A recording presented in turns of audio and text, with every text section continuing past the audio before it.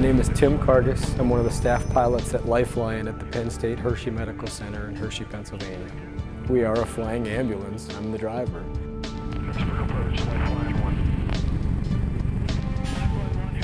My name is Ella Kennedy. I'm a flight nurse for Lifeline. We are a flying ambulance, a flying ICU. We get them from point A to point B very quickly.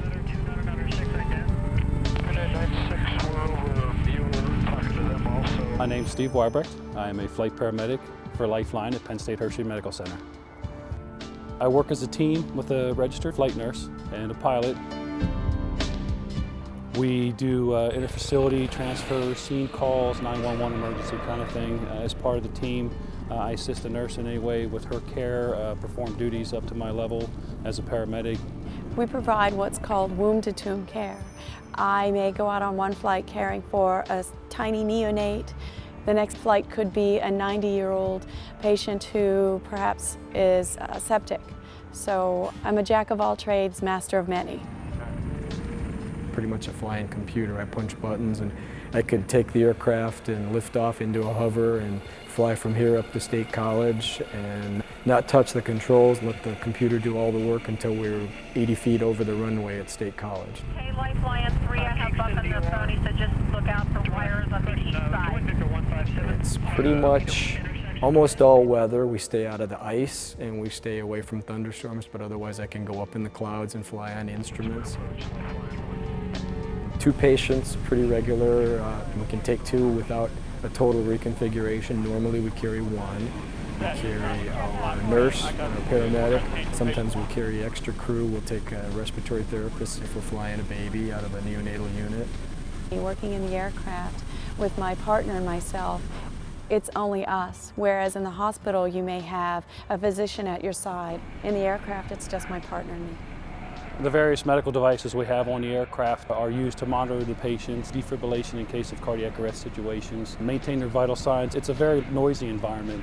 They also provide blinking lights and alarms which alert me visually, because in the aircraft I cannot hear beeps quite as well as I would in perhaps an ICU or an emergency department. My name is Greg Rupert. I'm the program manager at Penn State Hershey Lifeline Air Medical Services. The critical care transport system consists of a communications link. They provide coordination for our medical crews and our operational transport crews, the drivers and the pilots, to complete the missions. As soon as they say go, we launch. Our communication center talks to the crew in the air. Maybe you can decipher some of them. The crews in the air actually will proactively prepare medication drips, have them primed in tubing and in their pumps, and when they land at that facility and go to that patient, we've reduced that bedside time that we have with that patient. We get a lot of people that stop by to thank us and come by after they're better, but the flights that kind of hit home a little bit more are with the babies. I had twin sons born prematurely. One didn't survive. When I do that type of flight, when I can make a difference, when I feel like I can go out far, maybe to a smaller hospital, and pick up a baby, give that baby a fighting chance, that's the ones that last a little bit, make me feel a little bit better. When I was in nursing school, I was actually working here at the Hershey Medical Center, and I saw the helicopter land. And I had no idea that flight nursing even existed. I'm an adrenaline junkie, and I saw that aircraft and I knew that that was what I had to do.